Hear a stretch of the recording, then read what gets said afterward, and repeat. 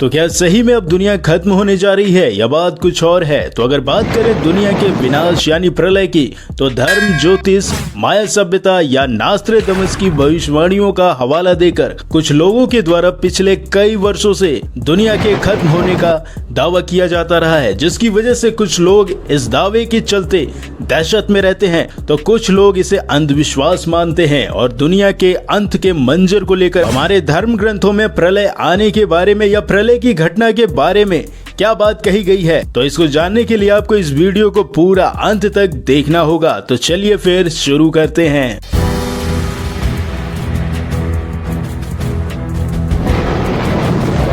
तो हिंदू धर्म में प्रलय के संदर्भ में हमारे वेदों में और पुराणों में काफी सारी बातें लिखी गई हैं। यानी अगर आप इसे अच्छे से एनालाइज करें तो हमारे वेदों में प्रलय को 4 भागों में डिवाइड किया गया है। यानी ऐसा कहा गया है कि प्रलय 4 प्रकार के होते हैं। तो सबसे पहले प्रलय को नित्य प्रलय कहते हैं, और दूसरे को आत्यांतिक प्रलय कहा गया है, और तीसरे प्रलय को नैमित्तिक प्रलय कहा गया है, और अंतिम प्रलय को प्राकृतिक प्रलय कहा गया है। तो चलिए अब विस्तार से बात करते हैं इन चारों प्रकार के प्रलय के बारे में, तभी हम जान पाएंगे कि आखिर हमारी पृथ्वी का विनाश कब होने वाला है। तो पहला आता है नित्य प्रलय। तो हमारे शास्त्रों और वेदांत के अनुसार जीवों का नित्य यानी रोज जन्म और मृत्यु की प्रक्रिया को नित्य प्रलय कहा गया है, और इसके अंतर्गत भूकंप, बाढ़ और सूखा जैसी बातें हमेशा हर एक देश में होती रहती हैं, जो कि नित्य प्रलय के अंदर ही आता है। और अगर बात करें दूसरे प्रलय के बारे में, जिसका नाम है आत्यांतिक प्रलय, तो आत्यांतिक प्रलय योगी जनों के ज्ञान के द्वारा ब्रह्म में लीन हो जाने को कहते हैं।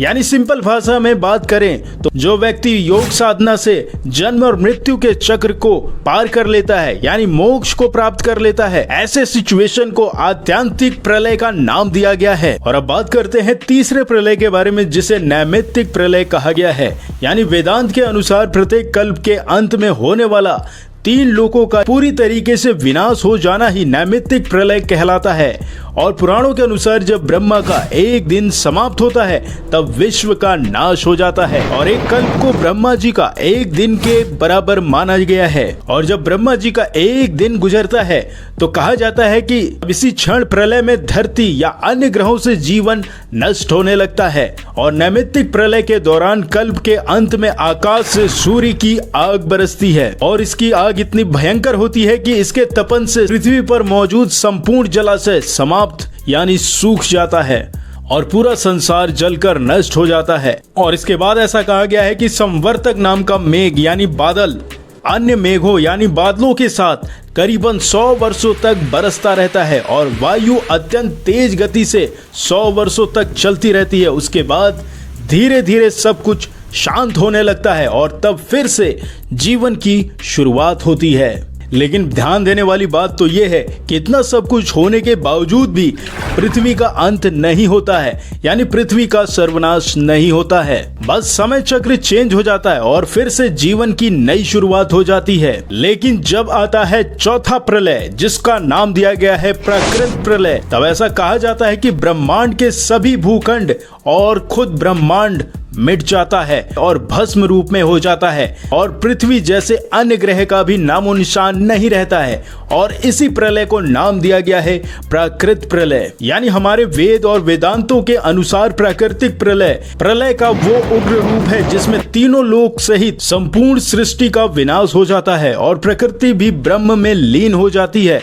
यानी संपूर्ण ब्रह्मांड शून्य अवस्था में हो जाता है, और न जल होता है, न वायु होती है, ना ही अग्नि होती है, और ना ही आकाश होता है। यानी सब कुछ शून्य हो जाता है, सिर्फ अंधकार ही अंधकार रह जाता है। यानी प्रलय को पुराणों में सृष्टि की उत्पत्ति, जीवन का विकास, उसका उत्थान और कल्याण और फिर उसका विनाश कैसे होता है, इस रूप में डिवाइड किया गया है। और अब आप इसको दूसरे तरीके से समझिए। यानी वर्तमान में धरती की पौड़ अवस्था चल रही है, जो कि लगभग हिंदू कैलेंडर के विक्रम संवत 2042 से शुरू हो गया है। और जब ये पौड़ अवस्था समाप्त हो जाएगी तब पृथ्वी का जीर्ण काल आएगा, और तब जाकर महाप्रलय आएगा, जिसे प्रकृत प्रलय कहा गया है। लेकिन हमारे पुराणों के अनुसार अभी इसे आने में करीबन अभी अरबों खरबों साल बाकी है।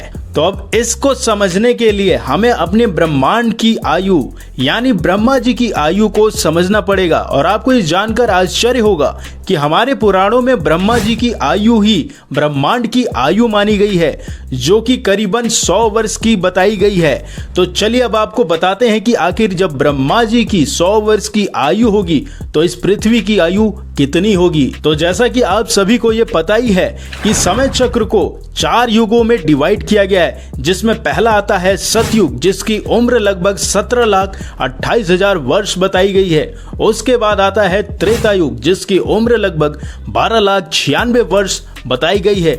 और तीसरा आता है द्वापर युग, जिसकी उम्र लगभग 8,64,000 वर्ष बताई गई है। और अंतिम आता है कलयुग, जिसकी उम्र लगभग 4,32,000 वर्ष बताई गई है। और जब हम इन चारों युगों को जोड़ते हैं तो लगभग 45,20,000 वर्ष निकलता है, जिसे पुराणों में एक महायुग या कहें चतुर्युग माना गया है। और जब इस एक चतुर्युग को 71 से गुणा कर देते हैं तो करीबन 30,67,20,000 वर्ष निकलते हैं, जिसका मतलब हुआ एक मनवंत्र। और ये जो एक मनवंत्र है ये ब्रह्मा जी के 1 घंटे के समान होता है, ऐसा आप मान लीजिए। और फिर इसी तरीके से करीबन 14 मनवंत्र होते हैं। और जब ये 14 मनवंत्र बीत जाते हैं तो ब्रह्मा जी का सिर्फ 1 दिन कंप्लीट होता है, यानी 1 कल्प बीतता है। यानी जब हम 30,65,20,000 चतुर्युगों को इन 14 मनवंतरों से गुणा कर देंगे तो लगभग 4,29,00,00,000 के बराबर होगा।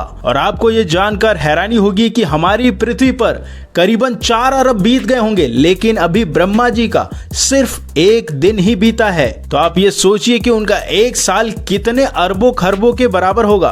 और अभी तो उनके 100 साल बाकी हैं। लेकिन हमारे पुराणों में ये बात बता दी गई है कि ब्रह्मा जी के 50 वर्ष बीत गए हैं, मात्र 50 वर्ष ही बाकी हैं। और जब बचे हुए उनके ये 50 वर्ष बीत जाएंगे, यानी पृथ्वी के अरबों खरबों साल जब बीत जाएंगे, तब जाकर महाप्रलय आएगा। और तब जाकर हमारी सृष्टि और इस पृथ्वी का अंत होगा, जिसको हमारे पुराणों में प्रकृत प्रलय कहा गया है। और तब तक ये जो 4 युग हैं, जिन्हें समय चक्र कहा गया है, यानी जो सतयुग, त्रेता युग, द्वापर और कलयुग हैं, ये निरंतर ऐसे ही चलते रहेंगे। और इन बीते हुए हर एक युग में कोई ना कोई ऐसा महापुरुष होगा जो धर्म की रक्षा करेगा। और अभी के समय में चलने वाले इस कलयुग में हमारे पुराणों के अनुसार कल की अवतार की होने की बात कही गई है। लेकिन ये कल की अवतार भी कलयुग के अंतिम चरण में होगा, और अभी कलयुग का प्रथम चरण ही चल रहा है। इसीलिए अभी इस कलयुग में कोई भी भगवान विष्णु का कल की अवतार नहीं हुआ है, और ना अभी होना है। और ना ही हमारी पृथ्वी पर कोई प्रलय आने वाला है, और ना ही अभी पृथ्वी नष्ट होने वाली है। लेकिन हाँ, ये बात तो सच है कि छोटे मोटे प्रलय हर एक युग में आते रहते हैं। इसी तरीके से इस युग में भी आता रहेगा। और वैसे भी कलयुग का युग टेक्नोलॉजी का युग माना गया है, यानी कल कारखानों का युग कहा गया है। लेकिन अफसोस की बात यह भी है, जितनी ज्यादा टेक्नोलॉजी में आगे बढ़ते जाएगा उतनी ही ज्यादा पृथ्वी और प्रकृति का दोहन भी करते जाएगा, जो कि देखने को आज के समय में आपको मिल ही रहा होगा। तो अगर आपको ये जानकारी अच्छी लगी तो इस वीडियो को अधिकतर लोगों के साथ शेयर करिए, लाइक करिए। फिर मिलते हैं किसी नए टॉपिक के साथ, तब तक के लिए नमस्कार।